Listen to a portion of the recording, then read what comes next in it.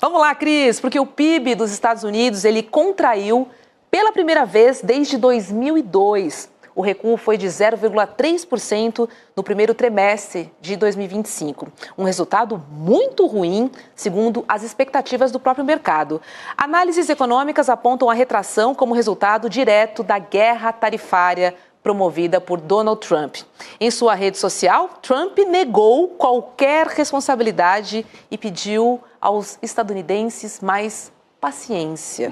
Vamos conferir o que ele disse. Olha, este é o mercado de ações de Biden, não de Trump.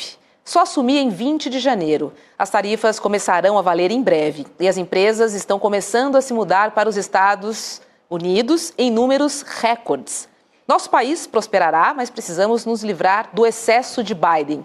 Isso levará um tempo, não tem nada a ver com tarifas, apenas que ele nos deixou com números ruins, mas quando o boom começar, será como nenhum outro.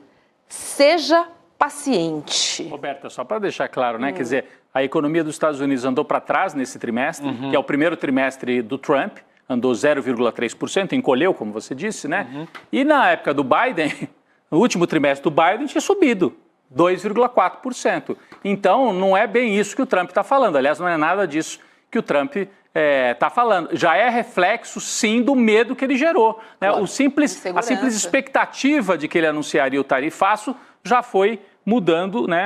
As incerteza, né? Incerteza. O Lula falava isso, né, Cris? Durante a campanha de 22. O Brasil precisa ter volta de previsibilidade, ninguém investe sem previsibilidade, tal, sem um horizonte. E o que o Trump faz é gerar confusão e o resultado está aí, pelo menos nesses 3 primeiros meses, Cristina. Rodrigo, exatamente isso, previsibilidade, estabilidade, né? As empresas, assim como as pessoas, né? Mas sobretudo as empresas que fazem investimentos grandes e de longo prazo, elas precisam dessa previsibilidade para fazer seus investimentos.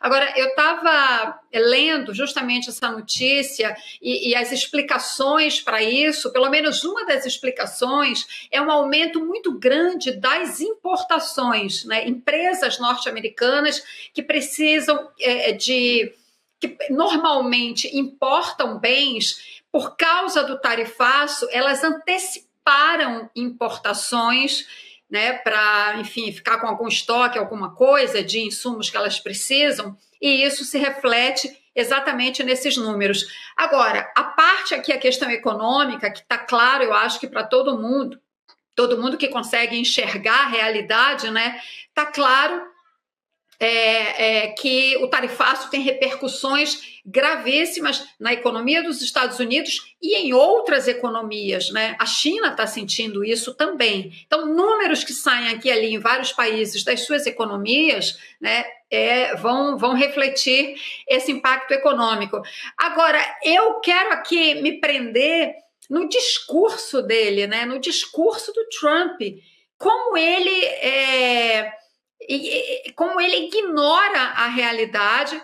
Bom, esse recurso de empurrar para o Biden já não é novidade, né? Mas essa coisa dele dizer que espere um pouco porque os dias gloriosos vão chegar, né? Paciência, né?